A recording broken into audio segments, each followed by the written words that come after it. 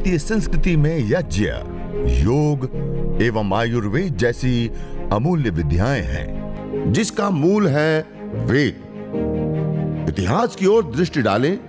तो भगवान राम, भगवान कृष्ण से लेकर राजा महाराजाओं, ग्रामवासियों व अरण्यवासी ऋषियों की कुटियों तक नित्य व नैमित्तिक यज्ञों का प्रचलन देखने को मिलता है।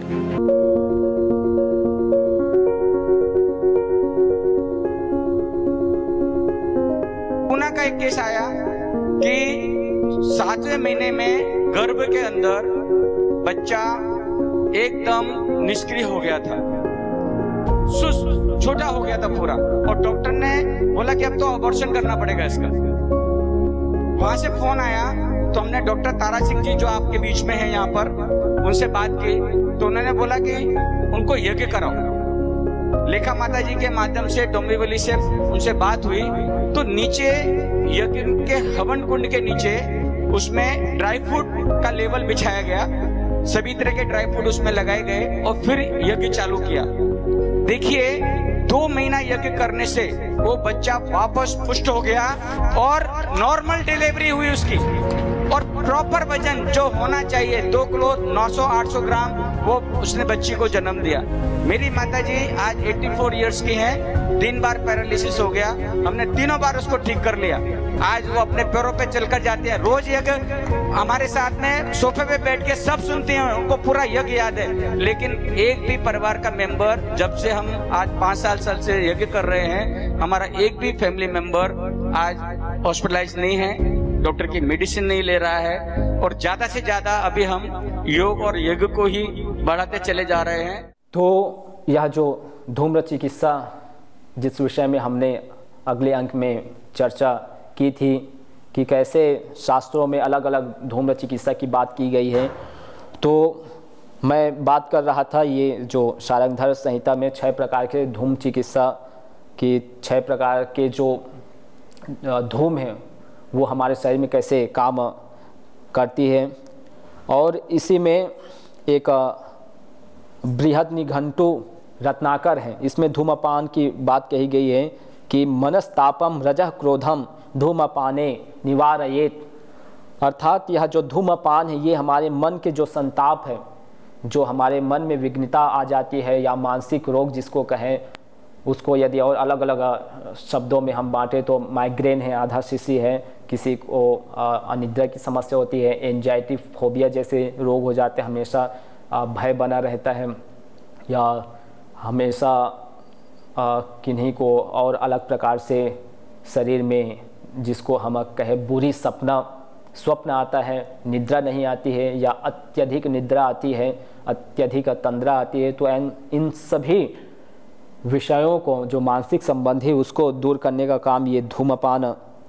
रूपी जो वायु है वो करती है। फिर रजोगुण हमारे शरीर में जो अभी मैंने बात की कि रजोगुण बढ़ जाता है या क्रोध बढ़ जाता है, तो उसको भी दूर करने का,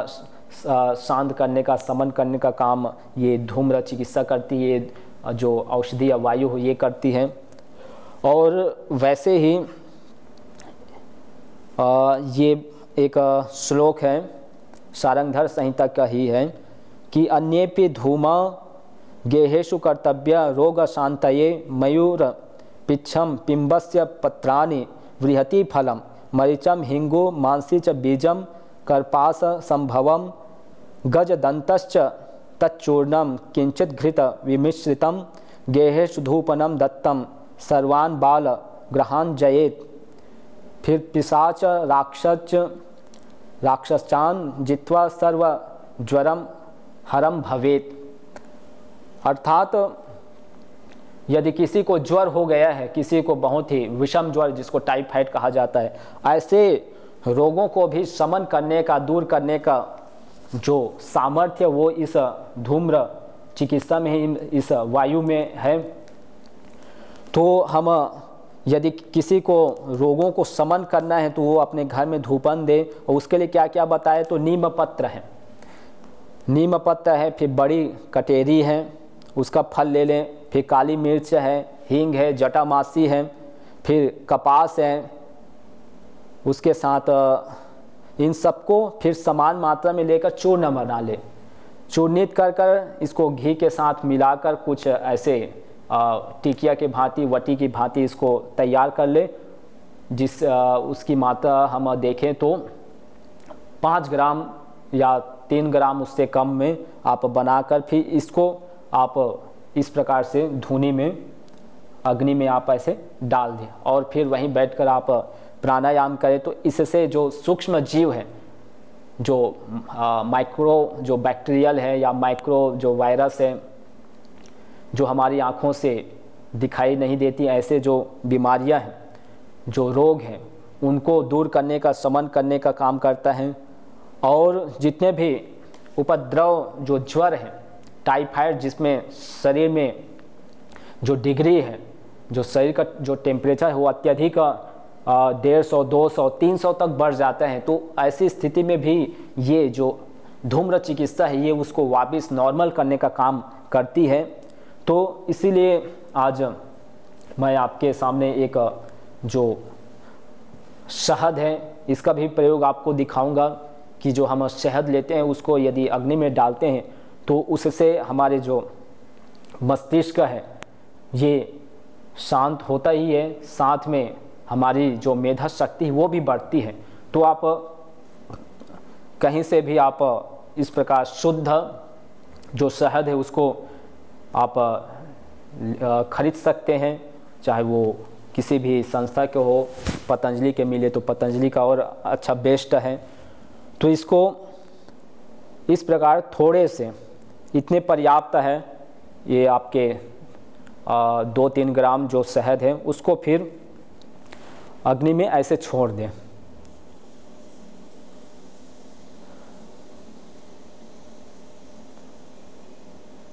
और छोड़ने के पश्चात फिर जिनको माइग्रेन पेन है, जिनको आधाशिशी है, जिनको बहुत ही चिड़चिड़ापन रहता है, निद्रा की समस्या रहती है या निद्रा ही नहीं आती, गलत विचार आते हैं, भय बना रहते हैं, एंजाइटी, फोबिया जैसे, या जिनको पैरालिसिस, मिर्गी, एपिलिप्सी या पार्किंग्स, ब्रेन हेमरेज हो जाता है, तो इन सभी प्रकार के जो मस्तिष्क संबंधी रोग हैं उनके लिए ये जो मैंने इस जो सारंगधर संहिता में जो बताए हैं उनको बताया, और ये स्वयं हमने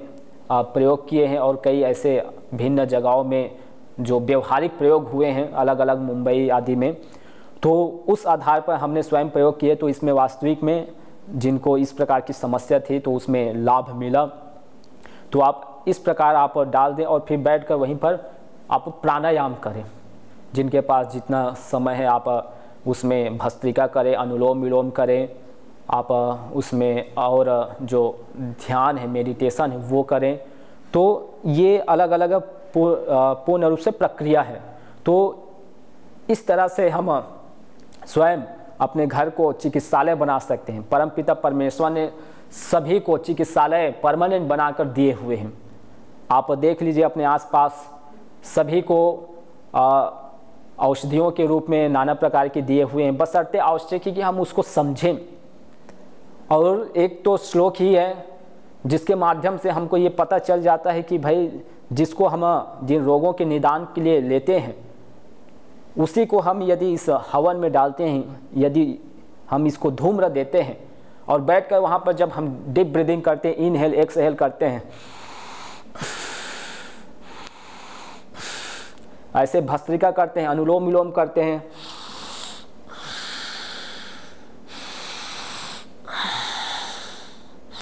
ऐसे लंबा हम श्वास लेते रहे, छोड़ते रहे, तो इससे हम बड़े बड़े रोगों को दूर कर सकते हैं। स्वयं अथर्व वेद में कहा गया है कि यदि किसी को अनुवांशिक रोग हो गया है, जेनेटिक रोग, डिसीज हो गया है, तो वो भी अपामार, जो जिसको हम कहते हैं आम भाषा में चिड़चिड़ा, लट जीरा, वो कहीं पर भी आपको ऐसे चलते हुए रास्ते में मिल जाएगा। तो ऐसी जो परंपरागत हमारी औषधि रही है, और ये सिर्फ एक परंपरागत ही नहीं बल्कि इसमें साइंटिफिक भी है कि ये वास्तविक में इसके अंदर ऐसे तत्व पाए जाते हैं, ऐसे इसके अंदर खनिज तत्व पाए जाते हैं, मिनरल्स पाए जाते हैं जो हमारे शरीर में किसी प्रकार की कमी है या बढ़ गए हैं उसको बैलेंस करने का काम करती है। तो मैं बता रहा था आपको शहद, तो ये शहद हमने अजवाइन का लिए हुए हैं, क्योंकि अजवाइन जो हम मसाले के रूप में लेते हैं तो हमारे गले के लिए अच्छा होता है। जिनको सर्दी जुकाम होता है, जिनको कफ बनते रहते हैं बार बार, या जिनको प्रतिशाय सर्दी हो जाती है, कभी भी थोड़े से ऋतु परिवर्तन होती है या बदल जाता है, तो ऐसी स्थिति में आप सूखे अजवाइन को भी ले सकते हैं। जो मसाले में हम प्रयोग करते हैं उसको ऐसे आप डाल दो और फिर बैठकर वहीं आप प्राणायाम करो, ध्यान, भजन, जो भी आप करना चाहते हैं कीजिए। और उसके आप शहद भी ले सकते हैं, ये आपको मार्केट में अवेलेबल भी हो जाता है। अलग अलग जो औषधियों के शहद है, उसमें अजवाइन के शहद हैं, उसमें फिर जामुन के शहद हैं, उसमें और ऐसे बहुत सारे जो मल्टीपल जो शहद हैं तो उनको आप प्रयोग कर सकते हैं, नेचुरल जितने भी शहद हैं। तो एक मैं श्लोक बताने वाला था कि आयुर्वेदेषु यत् प्रोक्तम यस्य रोगस्य भेषजम तस्य रोगस्य शांत्यर्थम तेन तेनैव होमयेत्। अर्थात आयुर्वेद में जिन औषधियों का सेवन जिन रोगों के शमन के लिए कहा गया है, उन्हीं रोगों के शमन के लिए यदि उन्हीं औषधियों को हम इसमें अग्नि में डालते हैं, उससे हम धूम्र लेते हैं, तो निश्चित ही हमको उन रोगों में लाभ मिलता है। जैसे हम क्वाथ के लिए हम ज्वरनाशक क्वाथ, ज्वर के लिए हम ज्वरनाशक क्वाथ लेते हैं, तो उसको हम जैसे पेय के रूप में लेते हैं, उसको हम और ऐसे सूखे वटी के रूप में लेते हैं। लेकिन उसी क्वाथ को यदि हम इस अग्नि में डाल देते हैं और उससे उत्पन्न जो फ्यूम्स है, जब ये कंबस्टन होती है, ये जो औषधियाँ हैं, तो उससे जो फ्यूम्स तैयार होते हैं, एक एनर्जेटिक जो वायु तैयार होती है, भैषज प्राण ऊर्जा एक हमारे चारों ओर तैयार होती है। वहाँ बैठकर जब हम जिनको ज्वर हो गया है या अत्यधिक जो कुछ नहीं कर पाते हैं, जो बेड में लेटे हुए हैं, तो उनको भी वहीं लेटाकर या फिर जहाँ लेटे हुए हैं वो अपने बेड में, वहीं पर यदि हम उन औषधियों को डालते हैं जिसमें गिलोय है, अपामार है, जिसमें दालचीनी है, शंखपुष्पी है, सरपोंखा है, तो ऐसे बहुत सारे जो औषधियाँ हैं जो रोगों के शमन के लिए, उसमें फिर तुलसी भी है, उसके पंचांग आप लीजिए। तो इन औषधियों को जब हम जिनको ज्वर हो गया है या विषम ज्वर, टाइफाइड हो गया है, तो ऐसे नीम पत्र हैं, जिसमें अभी आपको इसमें मैंने शास्त्रगत जो बताया चिरायता है, काल मेघ है, तो ये ऐसी औषधियाँ हैं जिसको हम अपने आसपास भी ऐसे मिल जाएगा, नहीं मिलता है जो शहर में रहने वाले हैं या जहाँ पर इस प्रकार मिलता नहीं, तो आप पंसारी के यहाँ से या फिर और अलग अलग जो जहाँ पर शुद्ध रूप से आपको औषधियाँ मिल पाए, तो वहाँ से लेकर आप प्रतिदिन करें और आप स्वयं अनुभव करेंगे एक दिन में ही। जिस प्रकार से हम योग करते हैं, तो योग से जैसे हमारा जो मन है और मन में उठे जो गलत विचार है, अशुभ विचार है, वो रुक जाता है, वहीं उसका स्टॉप हो जाता है। जो हमारे अंदर जो बैड जो थॉट है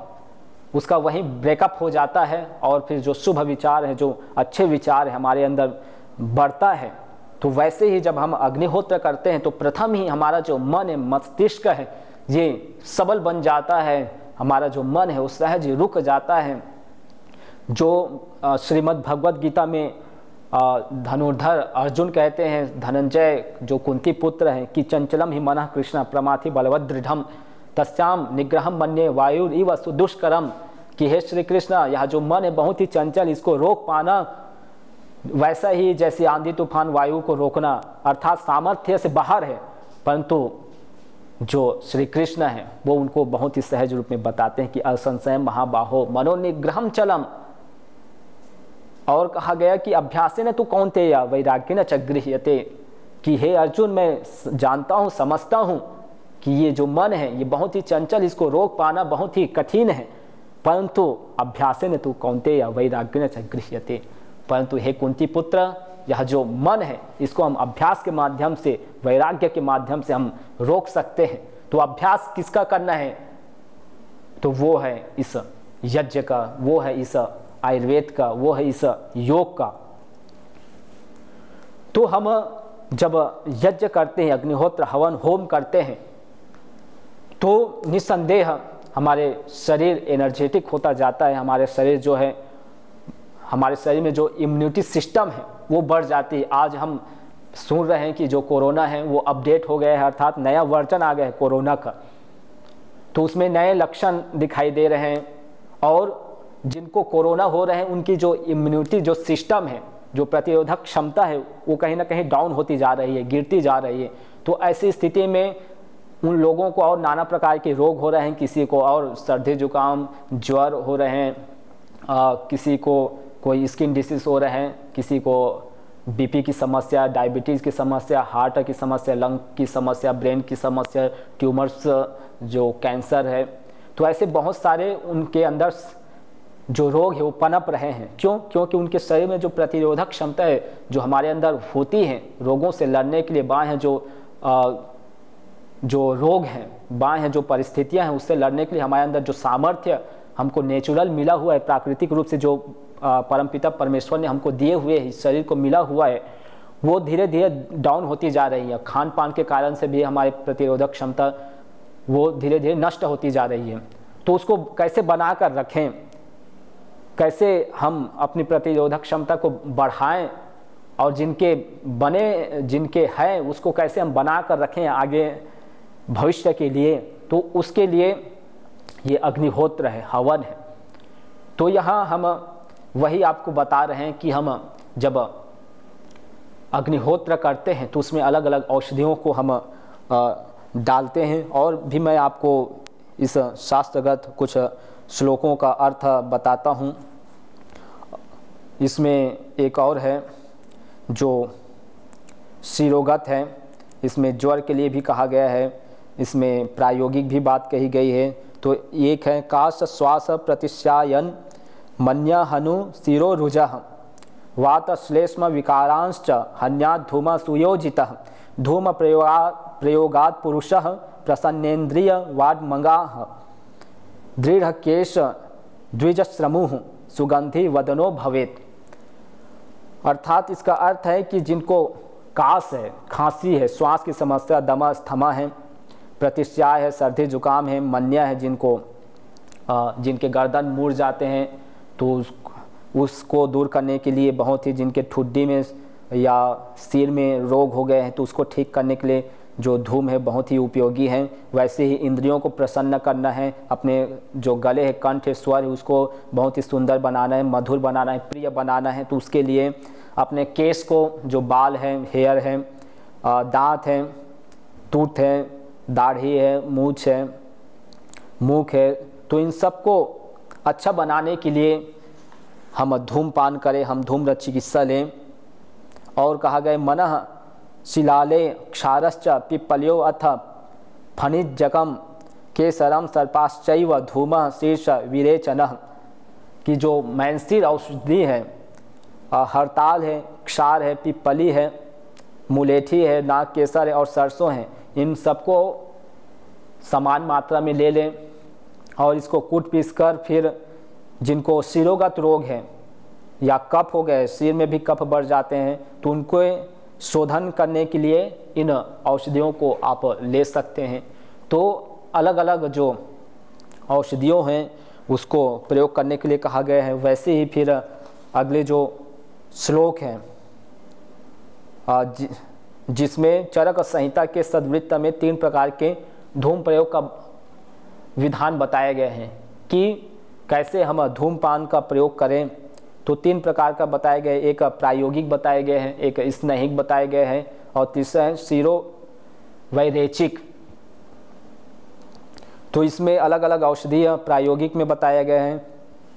कि मूलहटी, पद्माक है, मंजिष्ठ है, सारीवा है, मुस्ता है, नागमोथर जिसको कहा जाता है, फिर पुन्नाक है, नाग केसर है, तमाल है, तेजपत्र है, पृथ्वीका जिसको बड़ी इलायची कहते हैं, हरेनु जिसको निर्गुंडी कहते हैं, नेंगूर कहते हैं, लाक्षा है, फिर सल्लकी है, शर्करा है, शक्कर है, मधुर है, फिर मदनक है जो मैन फैल हम देखते हैं, फिर मरुआ है, फिर बरगद वट है, पिपली है, पिलखन है, फिर गुलर की जो छाल है, पद्म है, उत्पल है। तो इन सब गंध वाले जो द्रव्य है इसको प्रायोगिक कहा जाता है। और इसमें 2 को छोड़कर हम इसको प्रयोग करें, इसमें कुष्ठ है और तगर है, इन सबको इन दोनों को छोड़कर बाकी जितने भी सुगंधित पदार्थ हैं उनको प्रायोगिक के रूप में गिनाया गया है। फिर जो द्वितीय स्नेहिक है, इसमें अगर है, गुग्गल है, सल्लकी है, शैले है जिसको हम छरीला कहते हैं, फिर नलद है, हाउबेर है जिसको सुगंध वाला, फिर निर्गुंडी है, उसीर जिसको खस बोलते हैं, मुस्ता नागर मोथा, फिर वरांग है, फिर श्री वेष्टक है जो चीड़ वृक्ष के गोंद आता है उसको, फिर स्थौनेयक जो थुनेर है, परिवेलप है, फिर एल वालुक, फिर मूलहटी है, फिर मोम है, मधुमक्खी की जो छत्ता है उसको भी धुनी में हम प्रयोग करते हैं। फिर बिल्व फल है, उसकी आप मज्जा गुदे को ले सकते हैं। फिर जौ है, तिल है, माँ से उड़द है, फिर केसर है, घी है, ये सब स्नेहिक धूम्र है। और फिर जो स्नेहिक धूम्र है उसमें कुछ और गिनाए गए हैं कि महुए का पुष्प आप प्रयोग कर सकते हैं, जो महुआ फूल होता है जिसको अलग अलग औषधियों के लिए प्रयोग करते हैं, आप उसको भी कर सकते हैं। फिर मुनक्का है, वसा है, तो इन सब को आप प्रयोग करें तो ये स्नेहिक के अंदर आता है। फिर शिरो विरेचन, शोधन के लिए अपने शोधन करना है तो उसके लिए इसमें अलग अलग औषधियों को बताया गया है। इसमें सरसों है, नीम पत्ता है, घी है, नमक है, तो इसको आप प्रयोग करें। तो ऐसे बहुत सारी औषधियाँ हैं जिसको आप प्रयोग कर अपने जो शरीर में किसी प्रकार के रोग आ गए हैं, प्रतिरोधक क्षमता में कमी आ गई है, तो आप उसको दूर करें। फिर आप यदि अकेले हैं तो आप अपने कहीं पर भी छोटे रूप में करें, पारिवारिक या आपको बड़े रूप में करना है तो आप कहीं अपने बरामदा में करें, इस प्रकार से हॉल में करें, तो उससे सभी को लाभ मिलेगा। यदि हम खुले में करते हैं, इसको एक ध्यान देने इसमें बातें हैं कि हम खुले में ना करें, क्योंकि खुले में करते हैं तो वो चिकित्सक की दृष्टि से जो वायु जो तैयार होती है वो तुरंत उड़ जाती है, क्योंकि हवाएं चलती रहती है। तो ऐसी स्थिति में जब हम कंट्रोल अवस्था में करते हैं अपने रूम में, अपने घर में, कहीं पर भी, तो वो वायु ठहर पाती है, और वो ठहर पाती है तो हमारे लिए उतनी ही उपयोगी होती है, उतनी ही हमारे शरीर के लिए लाभकारी होती है। तो इसको हम ध्यान रखें और प्रतिदिन इस अग्निहोत्र को करें। तो मैंने आपको कुछ जो शास्त्रों में बात कही गई है वो बताने का प्रयास किए। हम इसी जो धूम्र चिकित्सा है इसको और अगले अंक में आपको बताएंगे, क्योंकि ये जो धूम्र चिकित्सा है ये बहुत ही उपयोगी हमारे लिए। आज हम अपनी संस्कृति की अवज्ञा करने के कारण से कहीं ना कहीं हम रोगी हो चुके हैं, कहीं ना कहीं हमारे विचार में परिवर्तन आ चुका है। तो जब हम अग्निहोत्र करते हैं तो हमारे विचारों में सहज ही सात्विकता आ जाती है, सहज ही हमारा जो विचार है वो बदल जाता है, सहज ही हमारा जीवन बदल जाता है। तो ऐसे यज्ञीय जीवन जिए, अपने परिवार को यज्ञीय बनाएं, अपने समाज को यज्ञीय बनाएं। तो जब हम बदलेंगे तो ये युग बदलेगा, हम सुधरेंगे तो जग सुधरेगा। तो इसी कार्यक्रम को हम पुनः आगे बढ़ाएंगे। तब तक के लिए सभी को नमस्ते, ओम।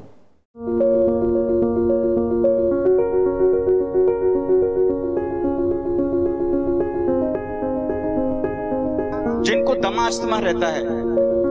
ऐसे कई पेशेंट हमारे पास में हैं। जबकि अस्थमा और दमा वाला जो पेशेंट है वह अगरबत्ती और धुएं से भागता है, वो सहन ही नहीं कर पाता, उसे तकलीफ होने लगती है, सांस फूलने लगती है उसकी। लेकिन यज्ञ के धुएं से यज्ञ करने तक, शुरुआत से लेकर एंड तक उन्होंने पूरा यज्ञ करते हैं, और आज वो कम 85% उनके पंप छूट गए। जो दमास्थमा के जो उनके पंप थे वो भी छूट गए यज्ञ करने से, और वो नियमित रूप से अपने घर में गूगल की ध्वनि आज भी ले रहे हैं और उन्हें पूर्ण लाभ मिल रहा है। हम कई घरों में यज्ञ कराने गए, कई घरों में, और हमने पाया कि दमास्थमा वाला पेशेंट यज्ञ को छोड़कर अंदर घर की ओर भागता है, अंदर रूम की ओर भागता है। बोले नहीं नहीं, बाद में चालू करना, पहले हमको अंदर जाने दो। तो हमने उनको बताया कि जब आपको तकलीफ होने लगे तब आप अंदर चले जाना, जब तक तो बैठो। अभी तो हमने कुछ भी जलाया नहीं है, जब जलेगा धुआं होगा तब आपको महसूस होगा ऐसा कि चलो कोई बात नहीं, हम तकलीफ हो रही है तो आप अंदर चले जाना। तो हमने ऐसा पाया कि जैसे ही हमने यज्ञ चालू किया, यज्ञ चालू करने के बाद में जैसे हमने घी की उसमें आहुति चालू की और वो व्यक्ति पूरा यज्ञ के समय तक बैठा रहा और पूरा लाभ उसे मिला। तो दमास्थमा वाले पेशेंट को तो मैं बोलूंगा कि उसे नियमित रूप से यज्ञ करना चाहिए। यज्ञ भारतीय संस्कृति का मूल है। तो आइए हम संकल्प लें, संसार के श्रेष्ठतम कर्म यज्ञ को अपनाएं।